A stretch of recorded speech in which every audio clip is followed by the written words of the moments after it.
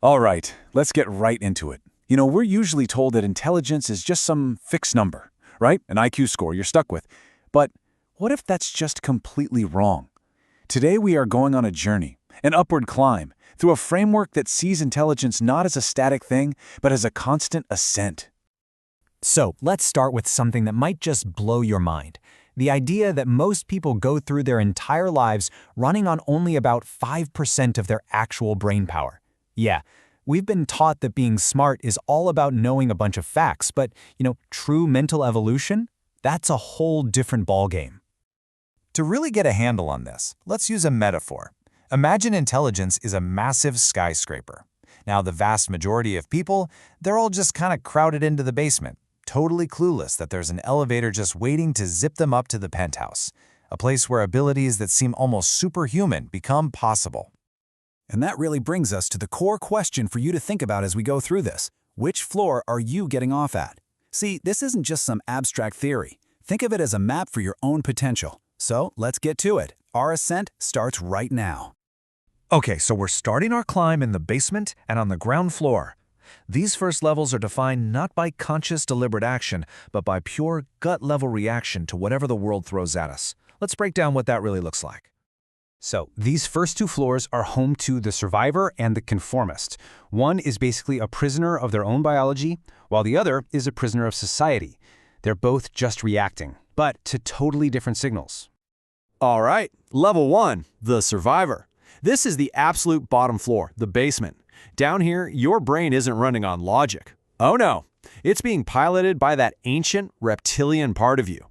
Every single decision gets filtered through a really simple primal program: fight, flight, or freeze.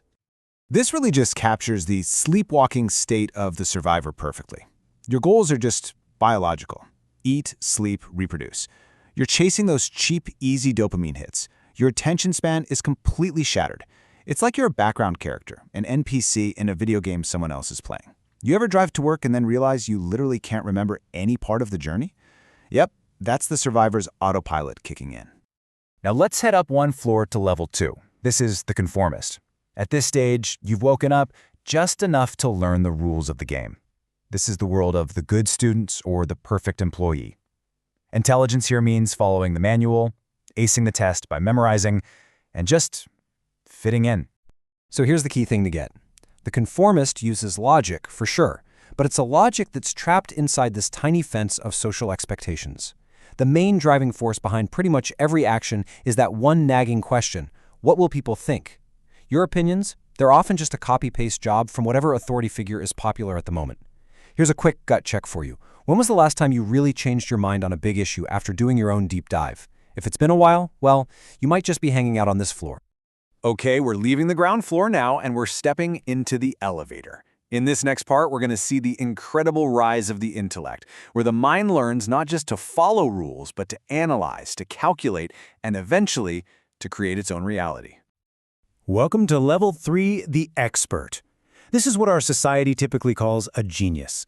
It's the world of high IQs, of knowing a ton about a specific subject, and letting cold, hard logic lead the way. Emotions get pushed aside for spreadsheets and data. But, and this is a huge but, there's a massive trap on this floor: intellectual arrogance. You can get so good at what you can measure that you just dismiss everything you can't.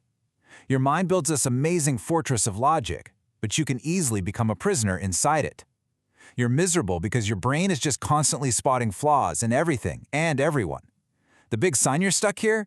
You're always winning arguments, but you might be losing connections. To put it simply, the expert's superpower is understanding the mechanics of reality. They know exactly how things work, whether it's a car engine or the stock market. And this is where we see the leap to level 4, the visionary. A visionary moves beyond just the how and starts asking a much deeper, much more powerful question. Why? Why are the rules this way in the first place? And, more importantly, what if they could be different? This is where a genuine quantum leap in thinking happens. The visionary doesn't just think outside the box. No, they have this profound realization that there is no box. There never was. All the rules are just suggestions. Here, logic fuses with wild imagination, and intelligence becomes this incredible generator of ideas that can literally change the world. We're now ascending to the penthouse levels of our skyscraper. Up here, intellect starts to morph into something deeper, something more profound, wisdom. This is the summit, where a whole new interconnected view of reality starts to open up. So at the very peak, we find the architect and the awakened. Think of it this way. The architect masters the game of life with brilliant strategy, while the awakened starts to see beyond the game itself, tapping into something like a universal consciousness. Let's look at level 5, the architect. This person is like the grand master, playing chess while everyone else is still playing checkers. They see the hidden strings that connect everything: psychology, politics, energy flows. They're not rushing. Their actions are small, but they have maximum impact. And at this level, intuition isn't some vague, fuzzy feeling. It's a precision instrument sharpened by years of deep observation. Now, level 6, the awakened. This is a massive shift in your very identity.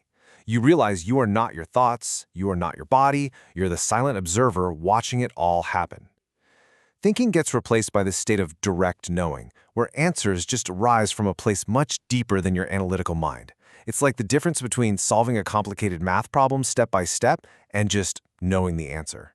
You don't just solve life's problems, you realize that to change the world outside, you first have to change your own frequency on the inside. And finally, at the very, very top, Level 7, the transcendent. Honestly, words kind of fail here. It's a state of pure consciousness where the sense of a separate self, that I, just dissolves into the fabric of everything. You're both the wave and the entire ocean. You're the player and the game. Now, for almost all of us, this isn't a permanent address, but even getting a fleeting glimpse of this floor can change your perspective on reality forever. So, we've journeyed all the way from the basement of pure survival to the infinite sky of transcendence. But what does any of this mean for you, right here, right now? Let's bring it all back down to earth. This is probably the most important thing to remember. Your current level is not tattooed on your forehead. It is not a life sentence. It's just your current GPS location. That's it. You are not a finished product, and that elevator, it's always waiting. So how do you climb? It's actually way simpler than you might think. You don't need to go read a library of encyclopedias. It's about choices. Every single time you pause and choose awareness instead of a knee-jerk reaction, you take a step up. Every time you choose to create something, anything, instead of just mindlessly consuming content, you rise. The choice is always yours. All you have to do is push the button. Because, let's be real, the lower levels are seductive. They're comfortable. It's easy to be a victim, and it feels safe to be just like everyone else. But as this says, comfort is the enemy of greatness, and you are not born to stay in the basement. So the only question left is, what's your next move?